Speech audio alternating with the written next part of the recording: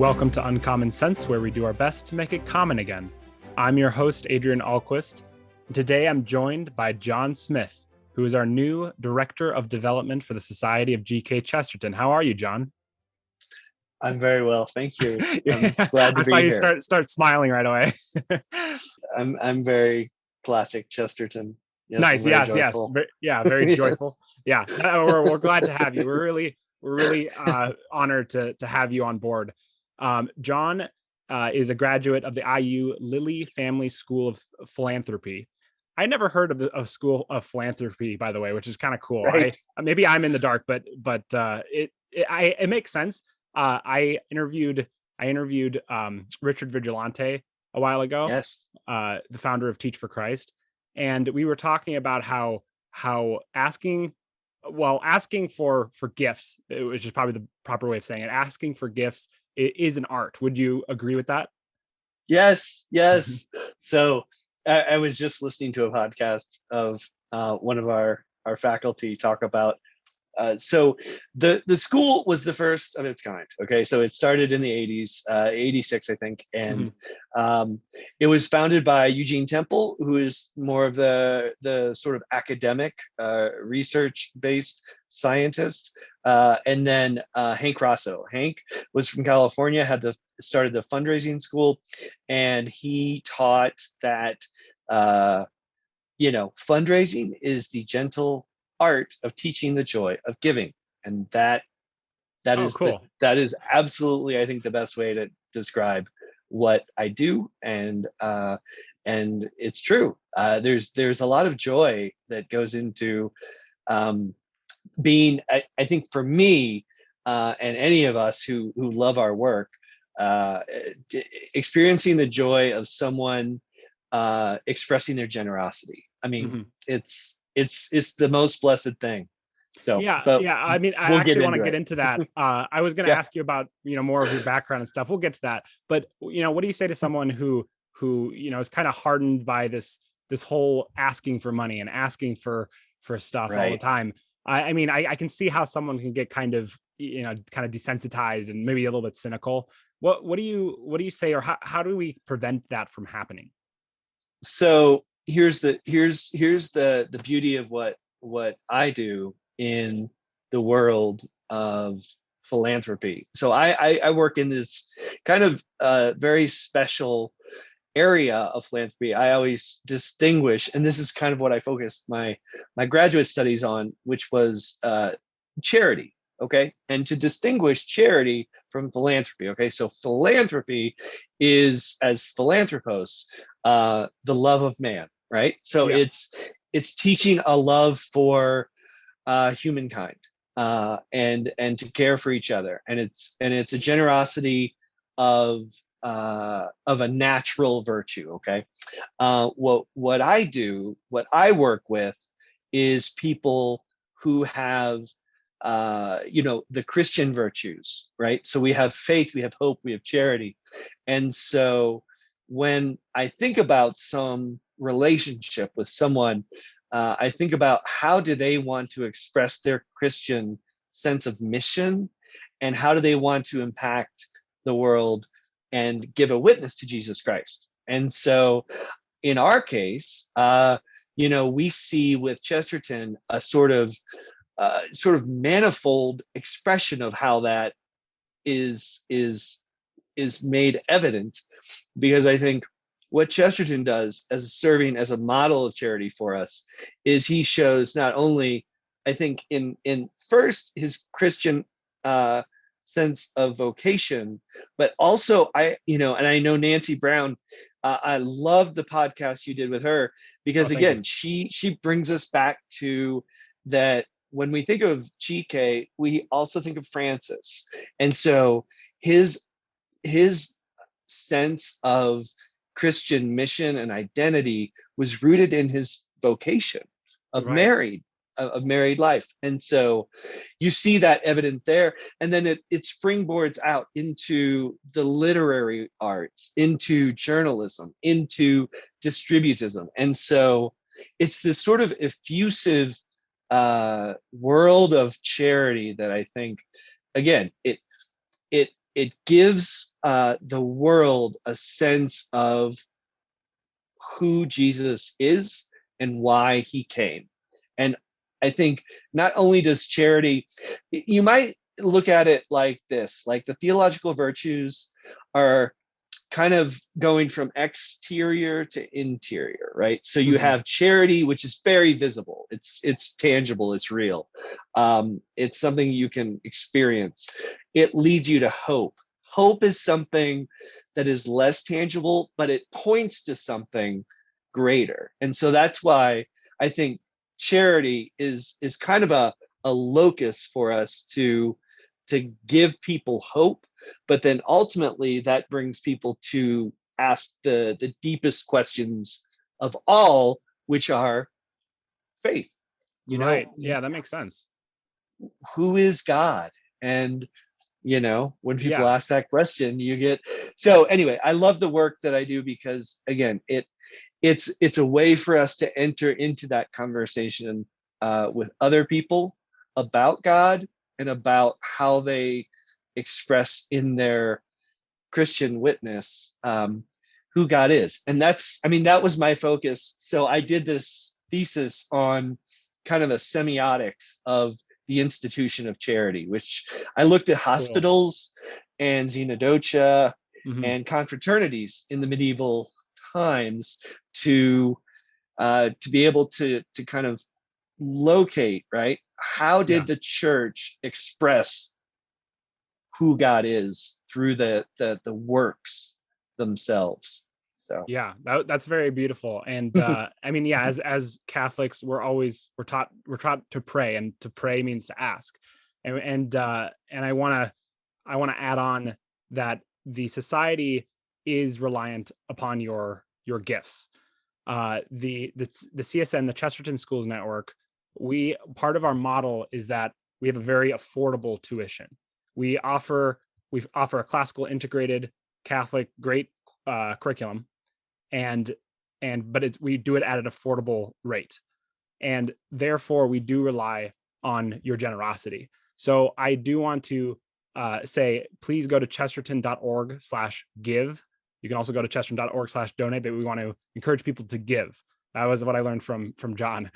So if you go to chesterton.org/give, and I'll put that in the description, YouTube description, we would be so thankful. And we are going to be working on connecting with you, both the members and you who are able to give to us. So thank you so much. In fact, actually, if you are not a member, that's the perfect way to start by giving. Go to chesterton.org/membership, and our membership is only $5 a month, but you also get certain benefits with that. You get the Gilbert magazine, and you get online material. If you go to chesterton.org, that's the hub for all of our stuff right now. And yeah, so I wanted to make sure that I helped out John with development on this thank you. front. Yeah. Thank you. Yeah. But no, thank you. So so what did you do? Well, how was your experience at that school, first of all? And then I want to ask Oh, about what you've yes. done since then. So it's funny. I felt always that I was a bit of a black sheep. I had another colleague, classmate who I would talk to who was Christian. We neither of us were Catholic. And oh my goodness, now this gets into the sort of heart of things. So first of all, why did I go into the program?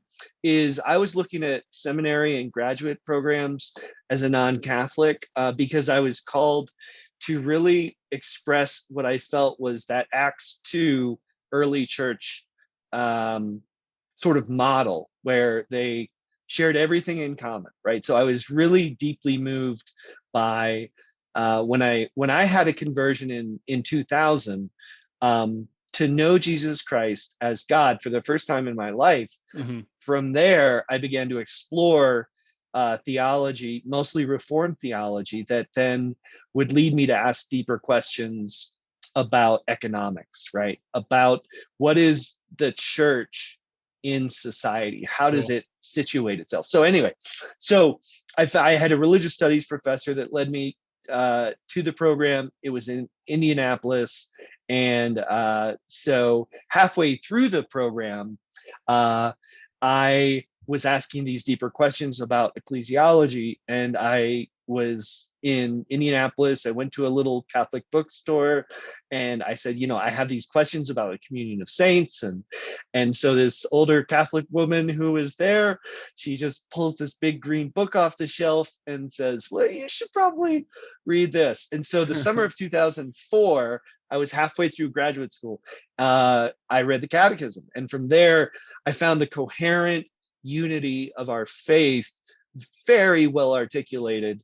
And I had read the early church fathers, but the way that it brings together and choreographs the letters of the popes, the encyclicals, with scripture and with just so much, and the pedagogy, as we know, that goes through those four parts, the sure norm we know it to be. It was just so. I went through and I was confirmed in the Easter Vigil of 2005, and then shortly after I graduated from the program, and I went, and I would end up meeting my wife that same year, and cool. So that it was 2005 was quite the year. So the program was exceptional in how well it treated the whole science and practice of philanthropy and fundraising and nonprofit management and everything that goes into it. But I'm glad you mentioned. No, it's good. I'm glad you mentioned that you latched onto the Catechism, because I also did actually. I come from a math and science background a lot. I mean, and not just that because I went to Chesterton, but I also was drawn to the Catechism and the way that it basically broke down the faith kind of scientifically. A lot of people criticize, again, Christianity for not being scientific, for kind of just going to taking the Bible in a incorrect sense. I don't want to say a literal sense, because they take it actually incorrectly, and that's why we take a lot of heat. But then they forget about the fact that we have a catechism, which does break down everything and break down our understanding of the Bible and of Scripture very, very accurately and very scientifically. And so that's why I really like it. I like it just for some reason. I like going through it and seeing what their reasoning is for the rules that they have. It's not just a rule book. It's the reasoning is there too, because they break down why we believe what we believe, basically. Yes. Well, I think of, so later down the road, I've been given the blessing of knowing lots of beautiful saints who have given me formation along the years. And Cardinal Newman was early on, and I read Grammar of Assent, and it's a beautiful, so it's philosophical, but really it speaks to how the Lord, even in the narrative arc of salvation, has this, as we talk about the development of doctrine, there's this pedagogy that now in this moment, again, just to bring things back to the present day, and with Chesterton, I mean, Benedict the 16th Emeritus was he was very clear that we need witnesses today. And I think there's something about how we reflect the love of God that is a language. I mean, even John Paul II, right?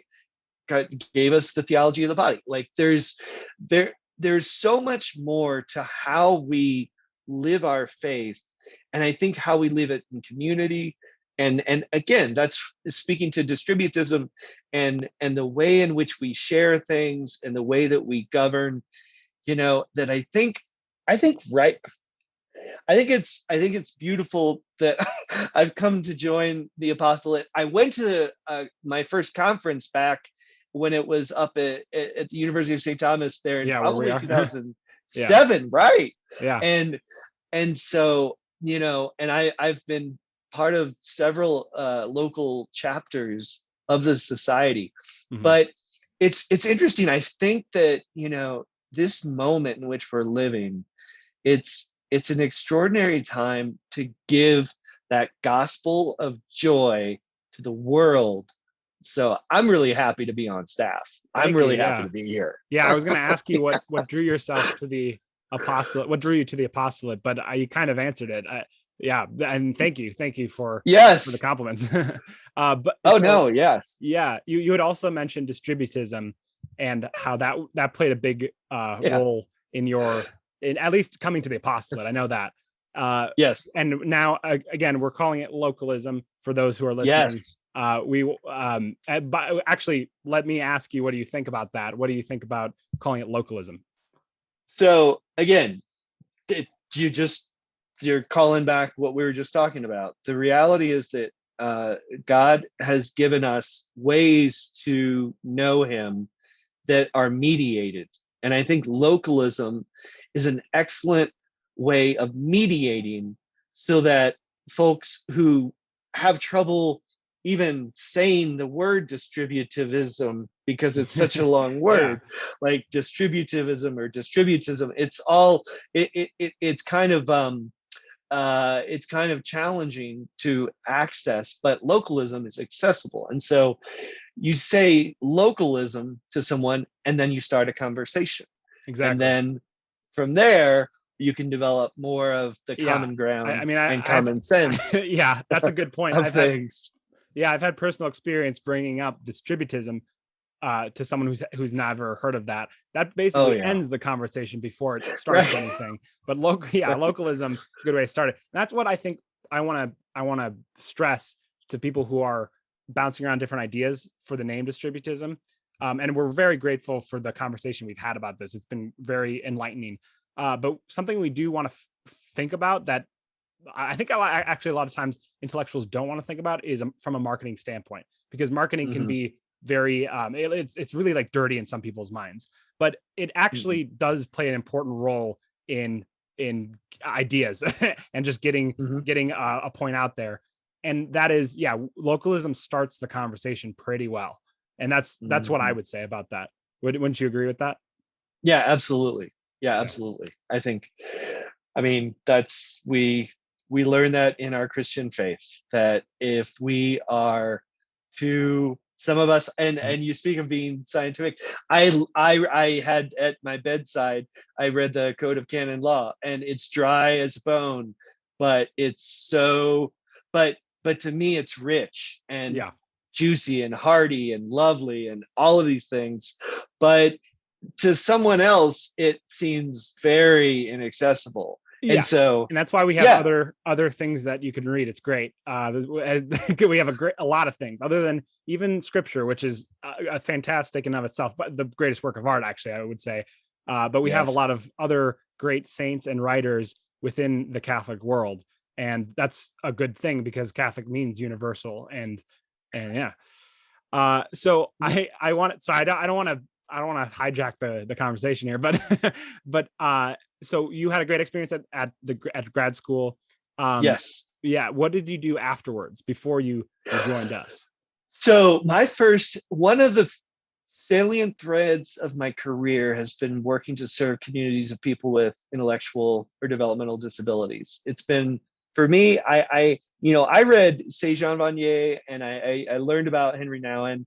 And then fast forward, so my first job out of grad school, I was in Southwest Wisconsin and serving Wisconsin Badger Camp, which again, it's it's such a beauty. Talk about, if we're talking about gift, okay, the reality is that, you know, as Christian believers, the beauty of what we receive in each other is not so much that, you know, there's a multitude of talents that the Lord bestows on each one of us, but the genuine dignity of another human being, and especially when you find Jesus talking about the poor, you know, there's something special about, and Vanier and others talk about this, because I would later then go on to serve a large community in Chicago, um, and he speaks about the reality of receiving someone with disabilities as a gift. And insofar as when you're fully receiving someone, obviously that is liberating to you, Hmm. so that you can fully more give yourself. And so what you learn in that process is how to be more, and Nouwen talks so much about this, but how to be genuinely human. And I think that's something in our society, it's because we're so focused on efficiency and so focused on technology and these things that are supposed to be improving human life, but in fact they can actually cause us to be less human. And so when we Yeah. engage others and we encounter and we receive and give, and that's the whole genuine spirit of the gift, is that there's an authentic transformational experience that happens. And it happens between human beings. It happens when we have a right relationship with the world. So it's ecological, and it's financial. The reality of how do we treat the goods that we've received, and how do we steward them in Yeah. order to reflect the hope we ultimately have in Jesus Christ, and not in this world, where the R- prince of this world says, oh, I will give you this, that. I mean, the three concupiscences, right? Of lust of the eyes, lust of the body, and pride of life. Like mhm. these concupiscence. And so anyway, so I'm getting I into like something. also, yeah, I like that you brought that up, your service in that underprivileged world, uh, because tying it back to our conversation about localism, um, that kind of thing doesn't really fit well into a capitalist model, because Right. because the philosophy there is, if you work hard enough, you'll come Yeah. out fine. Yeah. And that's not true, and you probably have firsthand experience on that. Where does Right. servicing the underprivileged, and where does the underprivileged work in that model? Right. It They don't doesn't. fit. They don't They fit. don't fit. They have no usefulness. They have no value in a Hmm. society that's rooted in that sort of raw capitalism. Yeah, I mean, And it would be more efficient, like you mentioned, to ignore them, and it's, yes. I mean, thankfully we have consciences, but I don't know if that fits in the capitalist model very well. Maybe I would like to have a conversation with someone who disagree, but because I don't want to just be an echo chamber. But I think that's a valid point to bring up, where most of the time when people get into the business that you're talking about, servicing the underprivileged, it's not because they want to make money, and because most of the time they're probably not going to make money. And Right. that's actually Right. what the idea of the society too. We're not swimming in money over here either. So yeah, that was my point there. uh Yeah. yeah. Yeah. But so I just kind of follow your question. So I I was in didn't really ask a Chicago. question. No, So thanks for drawing a question out of that. but yeah, so I was in Chicago, and I mean, as far as the career that followed graduate school, um, I've had a lot of opportunities to serve faith-based nonprofits, but I also had an opportunity to do religious education for 2 years.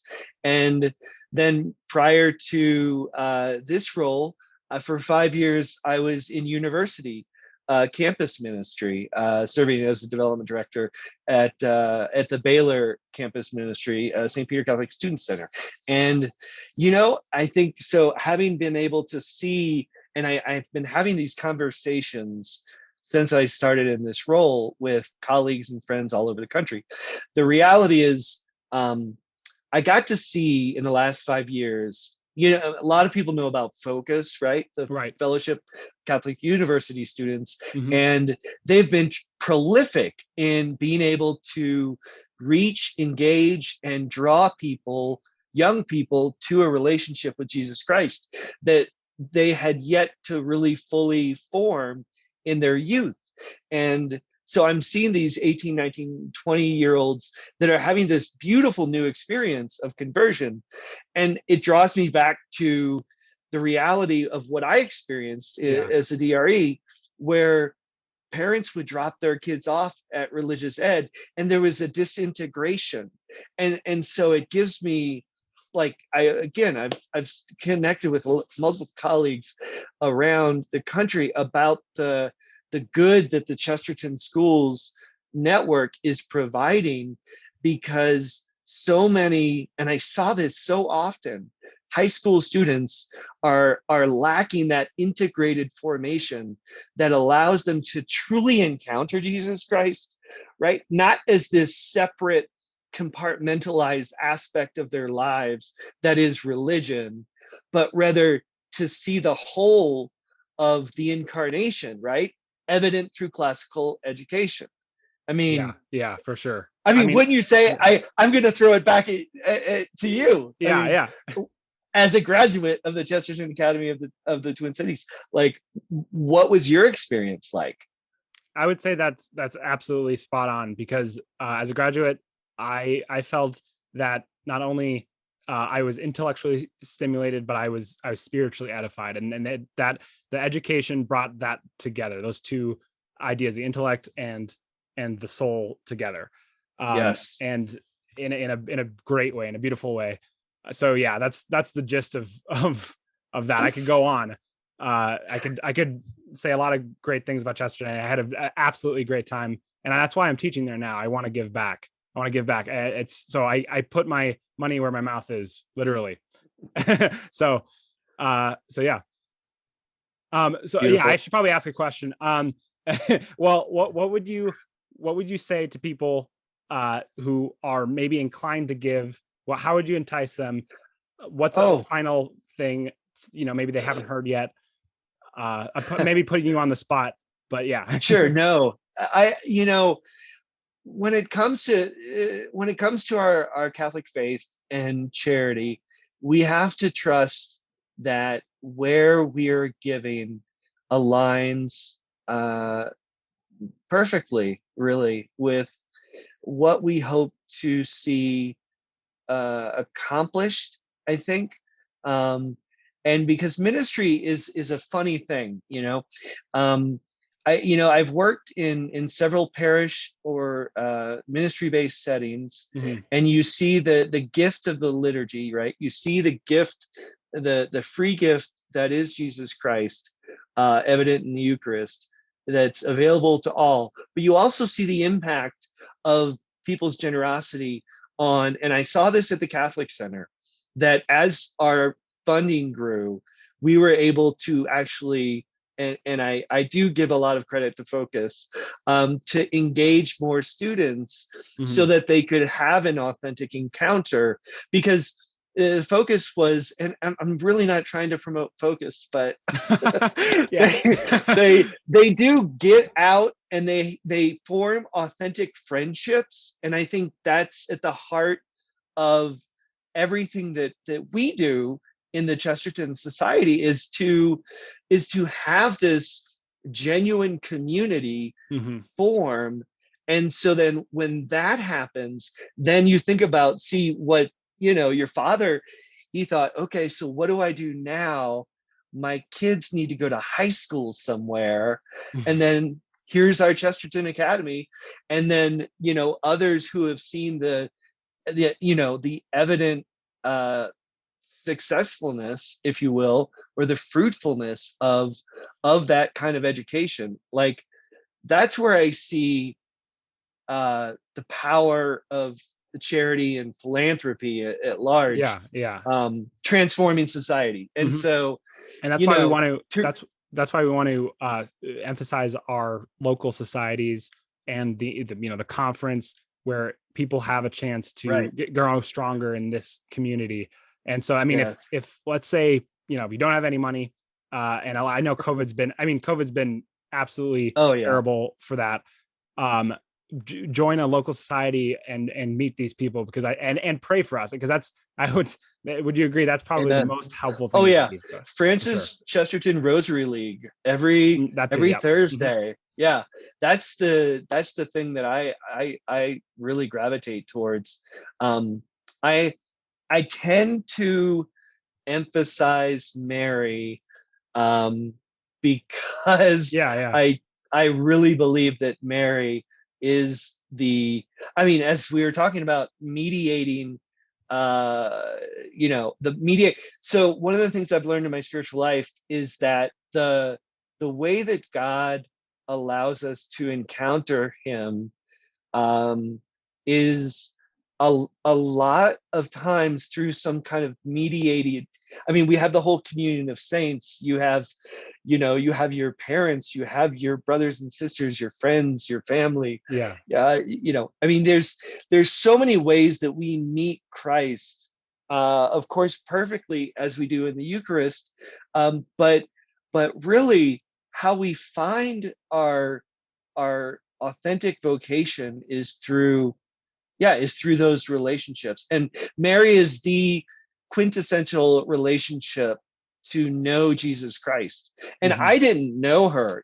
When I first became Catholic, I obviously, like a lot of people, struggled with Yep. the idea of, Yeah. well, I have a relationship with Jesus Christ. And so that's enough. But It's Mary's, true, but her soul magnifies the Lord. So but her soul yeah. magnifies the Lord. Yeah. And Yeah. so being able to become more of a son of Mary, a child of Mary, and to allow myself to grow in my Christian faith, hope, and charity through her mediating those virtues, right? So Mm-hmm. she became the mother of my faith, the mother of my hope, the mother of my charity. And so then I would be more so as we look at, and this is one of our speakers we had at the Catholic Center was Father David McConey, he's up in St. Louis, and he teaches a lot about divinization. He's also expert with the Inklings and Chesterton and so many other things. But Sorry, this might be a stupid question, but what's divinization? Oh, divinization is the concept that we read in the letter of St. Peter, that we share in the divine nature. So there's the hypostatic union of Jesus Christ, where we have the human and the divine natures. Yeah. And so in our Christian baptism, right, then we receive the divine nature. And so we're in a sense, Cool. little lights, Yeah. little lights of God by participation.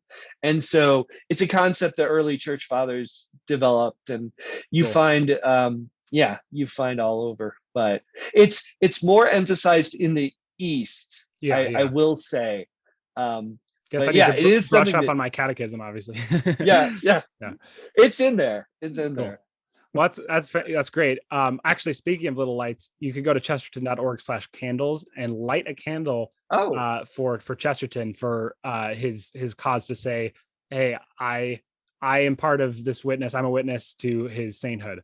And that's another thing that doesn't cost any money. So it's a free thing. But did you want to say anything else before we wrap up, John? Yeah, I think that something unique that I'm blessed to call true about my vocation. Jessica and I both, when we first met, we realized we had this vocation. We said, I spoke it for the first time, to unity and light. And I think one of the things about Chesterton that gives us, again, a lot of hope is that, if not through his literary works, but through the society or the schools, right, you find this evidence of a unity and light. You see that through Chesterton, through Gilbert and Francis, and through all those who love them and speak of their works.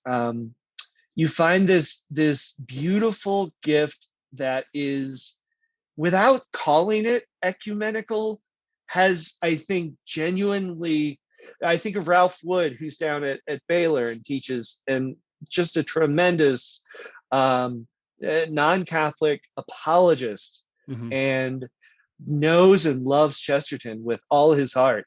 And the way that he gives witness to the faith, really, in is just so beautiful. And you see that when you encounter more people who have encountered Chesterton, and it's almost it's a fraternity.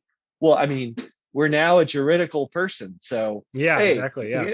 you Yeah. know, a proper church authority. But yeah, it's a beautiful thing, and I would encourage anyone who hasn't, um, you know, dug into those works. I'm digging back in because Mhm. of your dad and the translation Thanks. of Orthodox. I'm digging back into Orthodoxy, and I'm reading the original and your dad's translation side by side, Nice. just to just get That's us cool. Yeah, perspective. that's a good idea. Yeah, Yeah. but yeah, dig in. Great. So Yeah, I mean, thanks so yeah, much for giving another voice to asking, because I run out of ideas. Um, but I probably won't stop asking. For please don't get annoyed with me, listeners. But do consider supporting us. Again, you can go to chesterton.org/give, and there's a lot of other ways to participate. If you're listening to this and not subscribed, for instance, whether on your YouTube or whatever platform you're using to listen, please, yeah, subscribe and follow us and like us. Please like us. And yeah, I think that's about it. Thank you so much, John, for coming on. And thank you all for listening. Until next time, help us to make uncommon sense more common.